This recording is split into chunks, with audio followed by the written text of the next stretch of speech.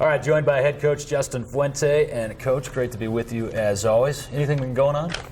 Oh, a little bit. I'm trying to get recruiting going, meet the whole team, and get the family moved out here. There've been a few irons in the fire, but it's going well so far. Yeah, in all sincerity, what has the few weeks since we spoke been like with all those things going on that you just mentioned? Well, it's kind of been segmented. I guess that's probably been the good thing. Is right after the press conference, we essentially hit the road recruiting for 2 straight weeks and had a recruiting visit, and were able to hold on to the midterm commitments that we had and pick up a couple more. I think we hit a pretty good lick there at midterm, and then for the next week, I mostly met with people in terms of meeting with the academic advisors, meeting with the people in the training room, that sort of stuff, to kind of not necessarily coaches, but the support staff that helps our program. I got to meet with them, and then I had player meetings. I had individual one-on-one, very brief, just informal introductory meetings with everyone, just so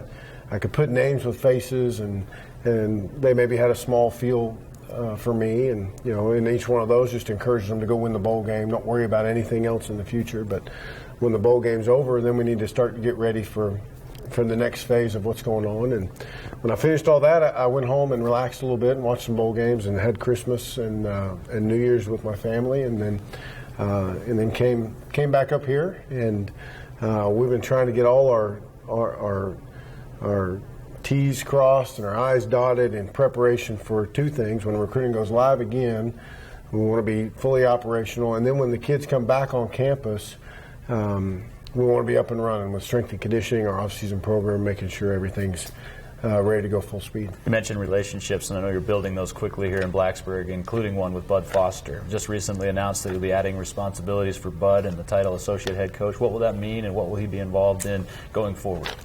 Well, obviously, first and foremost, he's going to be our defensive coordinator and coach our linebackers. And I don't think we can find anybody better in all of America to go do that. And Coach Foster and I have hit it off right from the start. I don't think, as a new head coach, walking into a situation like this, I don't think I could ask for any more.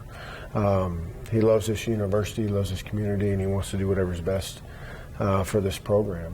And in addition to that, I feel like he should be the guy that if for whatever reason I'm out of pocket, he should be the guy that is in charge. That's basically what it is. And even more than that, maybe more importantly than that, in my opinion, that role is the sounding board role. Somebody to bounce things off of, to make sure we check and make sure that I'm seeing things correctly the same way that he is, and he knows he's empowered to voice his opinion. If it's slightly different, then we'll make a decision and move on. But I just thought it was, in my short time with him, I thought it was an easy decision to make, and one, quite frankly, that he deserved, and something that I think is going to serve us well.